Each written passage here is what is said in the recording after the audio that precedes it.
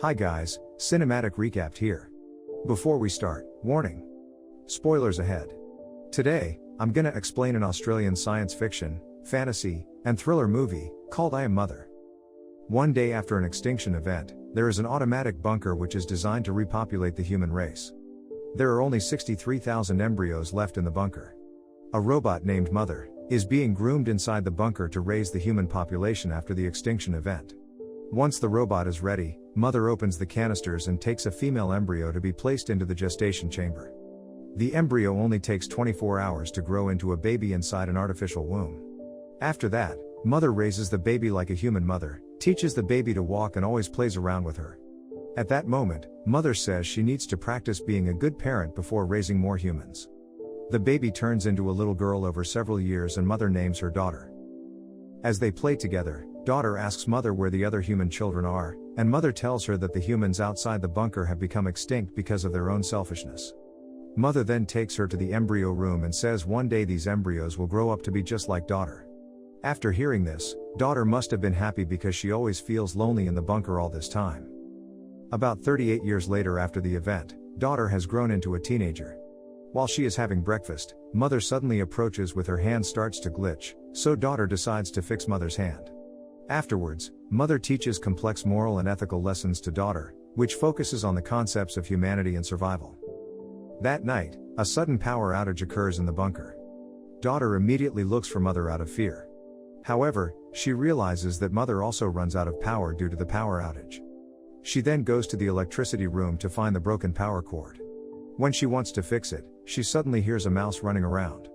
Daughter eventually catches the mouse after setting a trap and she is very happy because she does not expect any living being other than herself. As soon as the power comes on, the girl shows Mother the mouse which she caught earlier. However, Mother immediately incinerates the mouse in a furnace because it is considered a virus carrier outside the bunker. Despite Daughter's protests, Mother explains how dangerous the contamination in the bunker might be, not only for herself, but also for the embryos. Because of that, Daughter cannot do anything while watching the mouse being incinerated. As time goes by, Daughter becomes increasingly curious about the outside world.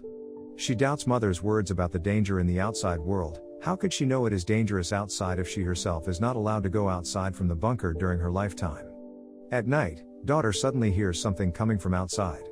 While exploring the bunker's airlock, she hears a wounded woman begging for assistance outside, saying that she has been shot and is being chased by killer robots.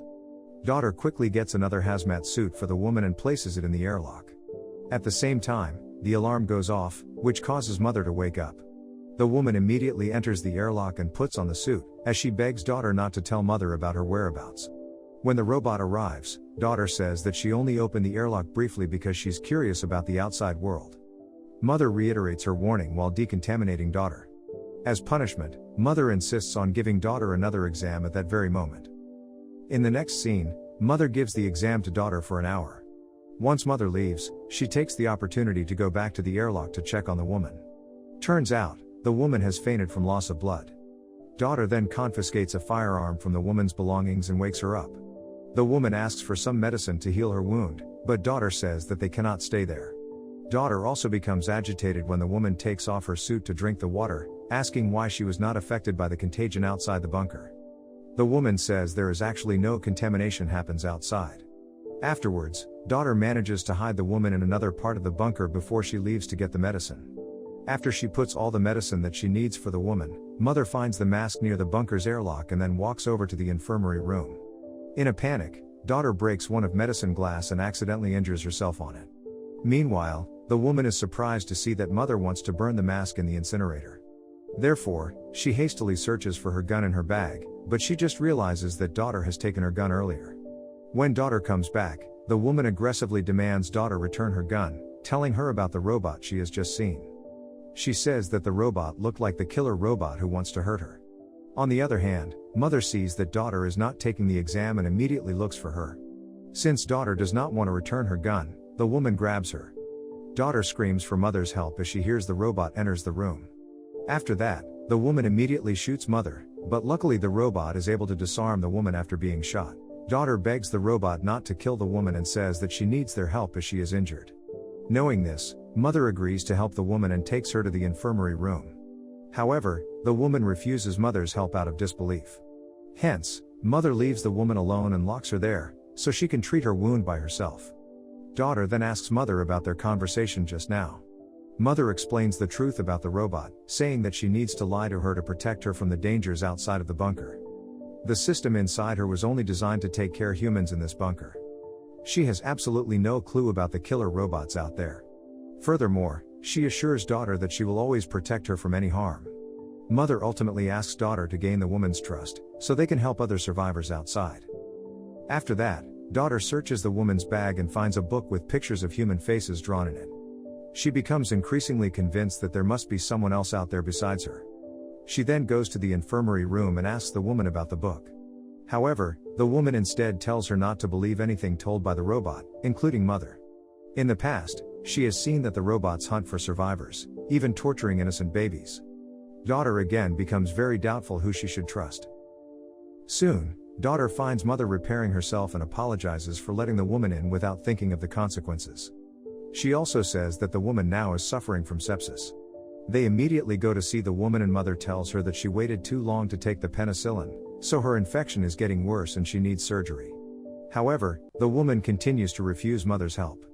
Luckily, daughter volunteers to perform the surgery even though she never did it. During the operation, the woman refuses anesthesia, which will make the operation insanely painful to her. Daughter eventually succeeds to do the surgery. As the woman recovers, daughter gives her some food and she thanks to the girl for what she did before. The two of them continue to talk and bond, while mother observes them from afar. The next morning, the woman looks at the pictures of the faces in her book and she tells them that these are photos of the survivors outside. All of them stay in the mine to take shelter from the killer robots. Daughter suggests that they should take the survivors to the bunker, but the woman insists on inviting the girl to join her and the other survivors in the mine where it's considered safer. Shortly after, mother interrupts their conversation and tells daughter to take her exam. As they leave, mother says that the woman has lied about being shot by a robot. The bullet which daughter extracted yesterday matches the caliber which the woman fired on mother's chest, while the robots do not use the same type of caliber. They imply that someone might have shot the woman, possibly with good reason. Despite mother's encouragement to inquire about the existence of other humans, daughter does not say anything about the survivors. Daughter's subsequent exam is constructed around psychological and ethical tests. After taking the exam, mother tells daughter that her results are better than before.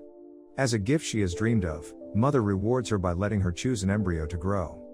She finally chooses a male embryo and puts it in the gestation chamber. Later, the woman makes a new weapon when daughter comes to the infirmary room to confront her. She eventually advises the girl to check the bullets herself.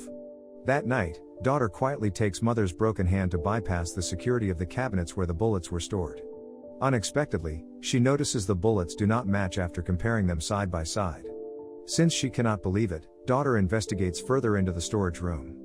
She checks the embryo containers and realizes that mother grew other embryos before her and has aborted at least one of them for suboptimal exam results. Daughter concludes that she was not the first embryo because of her identification code, APX03. It is also revealed that the first two female embryos' identification codes were APX01 and APX02, which the aborted child was APX02. She then remembers what the woman has said about the killer robots incinerating innocent children. She eventually finds a human jawbone among the ashes in the same furnace from before. All of this information undermines daughter's trust in mother. She returns to the woman and admits that she was right about everything. The girl eventually agrees to leave with the woman, but she wants to wait for her brother to fully gestate, so they can escape with him too. Sadly, the woman says they do not have time to wait for her brother, saying that both of them have to get out of the bunker as soon as possible. As an alternative plan, once they arrive at the mine, the woman will enlist all the survivors' help to save daughter's brother and all the human embryos in the bunker. The following day, daughter packs the supplies for their journey when mother suddenly comes and finds out what she is doing. She lies to mother that she is learning how to make formula for her brother, so mother takes her to the kitchen to show her how to make it. However, daughter gets anxious as she stands beside mother. Hence, mother secretly comes out of the kitchen and locks daughter inside after she finds out about her plan. Mother then goes to the infirmary room to confront the woman while daughter tries to escape from the kitchen. The girl quickly finds a way to escape by using a type of gas to freeze the glass and then break it. Meanwhile, mother plays a voice recording of the woman and daughter talking about their plans to go to the mine. It turns out that mother has recorded all of their conversations. When mother is off guard, the woman uses the opportunity to attack her from behind. However, everything she did means nothing. Even mother tortures the woman to get information about the survivors.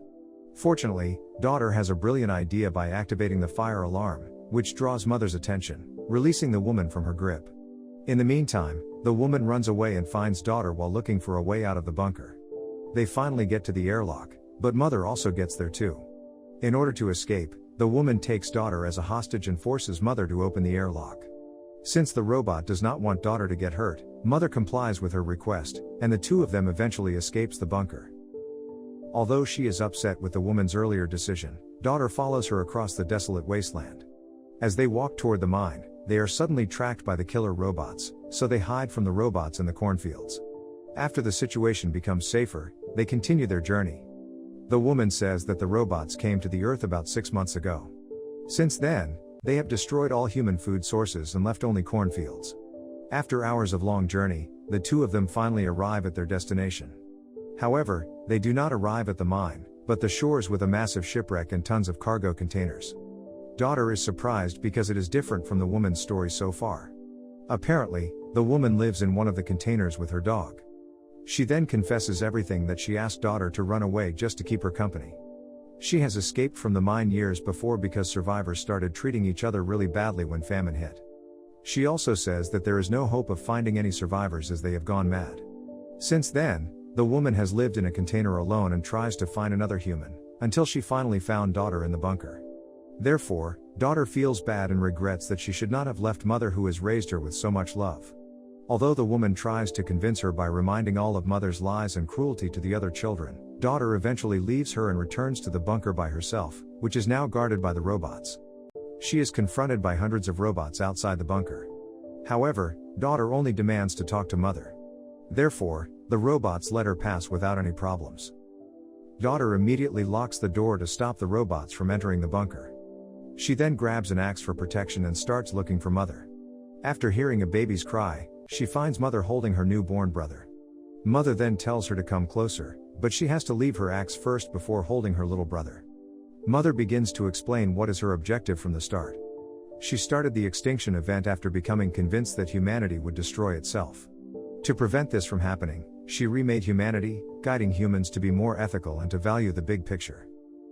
Afterwards, daughter decides to escape the room with her brother while trapping mother with the electrical door.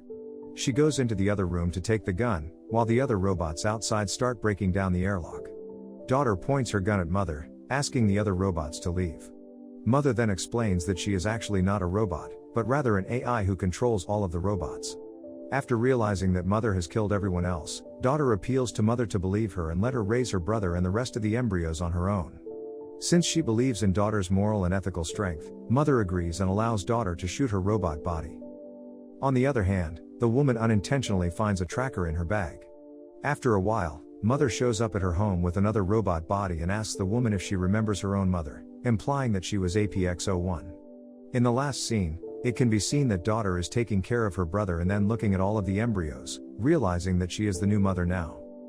Subscribe to watch more videos like this, turn on notifications, and leave a like to help the channel out. Thank you for watching.